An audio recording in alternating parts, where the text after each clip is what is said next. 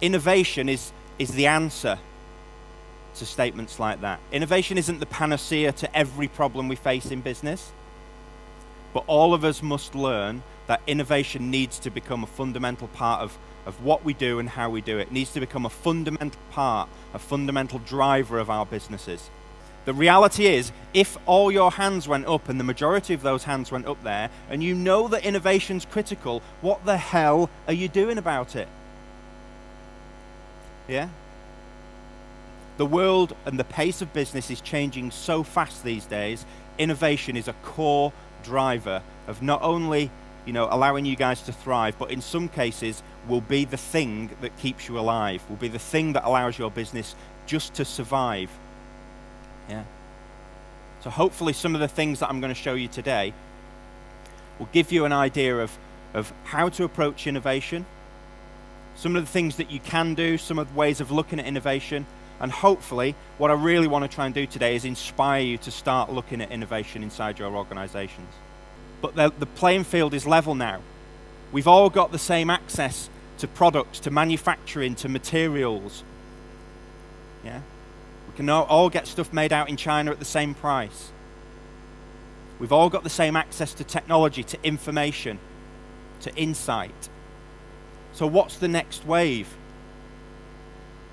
Competing on product or service alone is almost impossible. There are very, very few organizations left out there that can hand on heart say, we have something truly unique, genuinely hand on heart unique, that our competitors just simply don't have and won't be able to get. There are very, very few of those companies left out there. Competing on product or service is almost impossible. And as we move forward over the next few years and into the next decade, it will become impossible. So what does the future hold? Where do we look at innovation?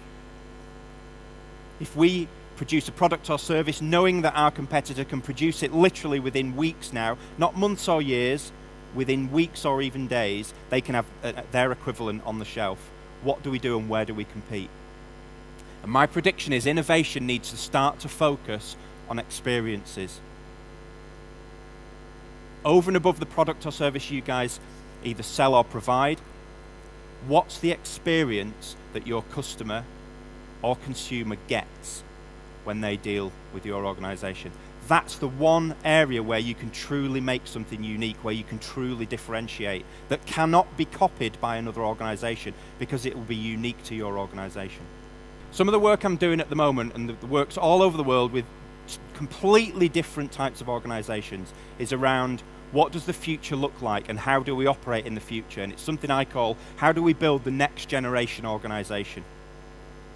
And regardless of what you may think, and every organization I go into says, yes, but Chris, we're unique, and the things that happen in our industry are very different than others, and it doesn't work the same in our sector or our market. Rubbish. It's all the same in any sector, in any industry, in any business. The parameters by which you operate may change. There may be slightly different regulation, slightly different laws or governance, but fundamentally, businesses are businesses. And how you build what I call the next generation business will be what secures your future. There's three core things that I focus on with organizations in terms of building the next generation organization. The first thing in terms of innovation you're going to have to get better at is, where do we get our insight from? And how good is that insight? What do we need to know that we don't know now? And how do we use that? And how deep can we get that insight? And how do we use it to design and develop new stuff, to innovate, to move direction, to keep pace with change? Most organizations I work with think they've got tons of insight. And if any of you have seen the latest 3E advert, where Kevin Bacon drags the shed along the beach, my answer is the same. All you've got is a shed load of data. Most organizations think they've got loads of insight, they just have loads of data. They have loads of statistics, but data doesn't tell you why things happen. It tells you that things are happening, and it gives you figures and numbers, but ordinarily it doesn't tell you why. And it's the why that you need to find out in order to be able to understand what the problem is, then to be able to create a solution and innovate around. So look how deep and how good the insight is that you're gathering. The next thing is collaboration. And collaboration's both internal and external. How are you getting different people together with different perspectives to help collectively solve the challenges that most of you will face? Dare I say it, you may even have to collaborate with competitors. But if what you derive from that collaboration has enough value, then so be it. The car industry is a perfect example of the value of collaborating with competitors. Most of the car industry and most of the car manufacturers now collaborate in terms of manufacturing with shared platforms, shared drivetrains, shared running gear. Economies of scale obviously come into play when you collaborate with other people. Don't be afraid of collaborating with competitors. But bottom line, look at how your business collaborate. And the third thing is agility. You guys have regulation on the horizon that will mean you will have to become more agile.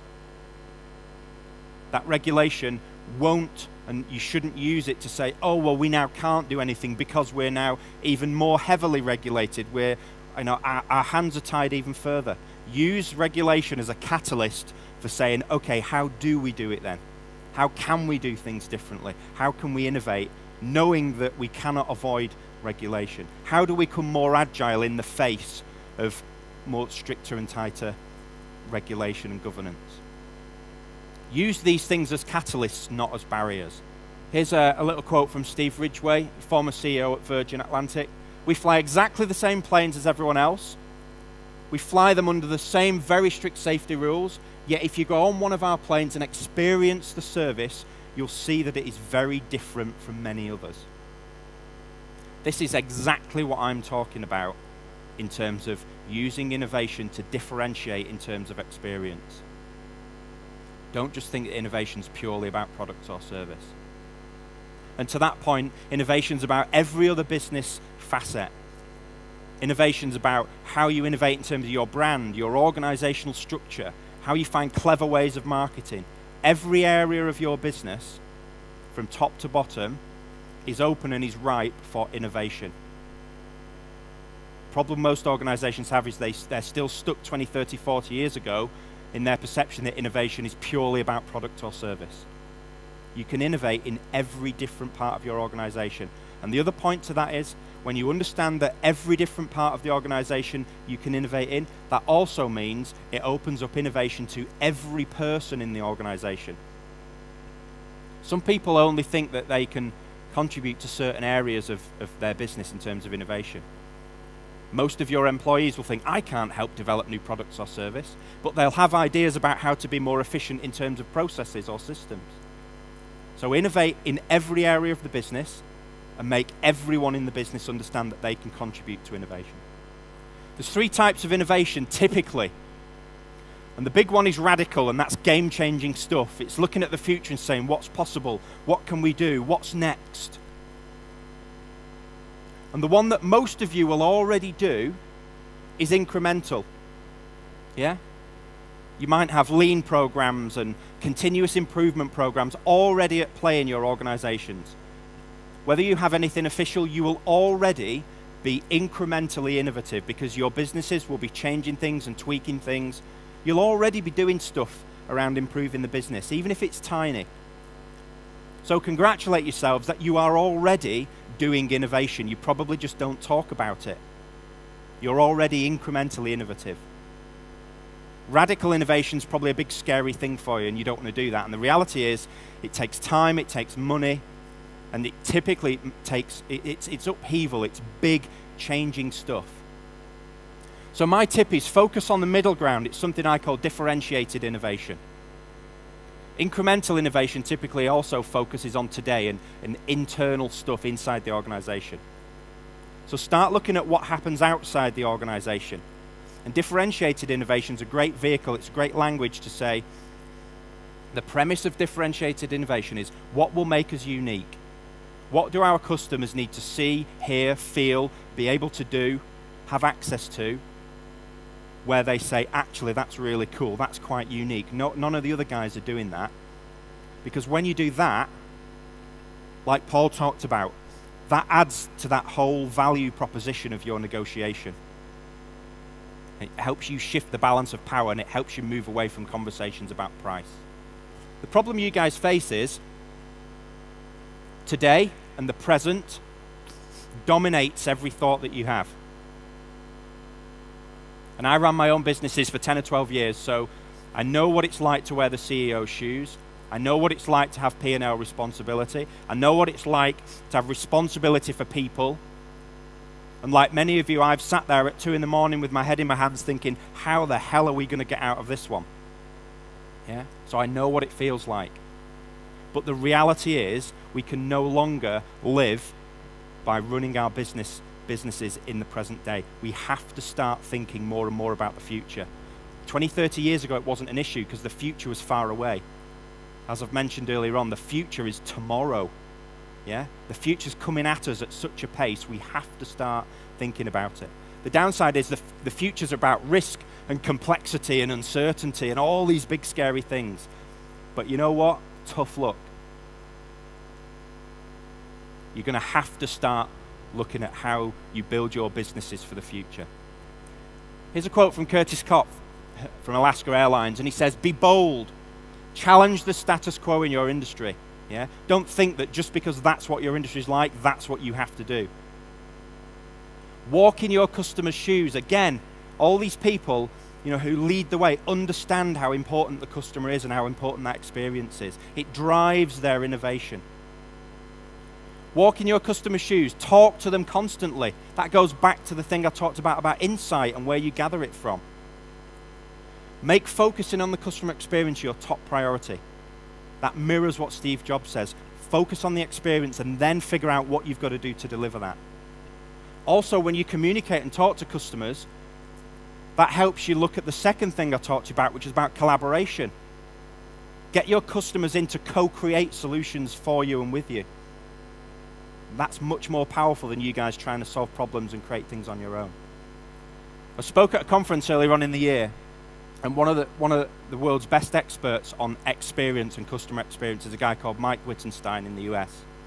And here's a tweet that he said off the back of him talking at the conference. He said, "Behind every great customer experience is a great employee experience. If the cultures in our organizations aren't great, then we cannot expect the customer experience and the product or service we sell or provide to be great." There's no excuse for anyone in this room saying, we haven't got time to innovate, we haven't got the budget to innovate, we haven't got the resources to innovate. Rubbish. You're all running businesses, you're all clever people, you're all educated, you have got resources, you have got budget, you have got time.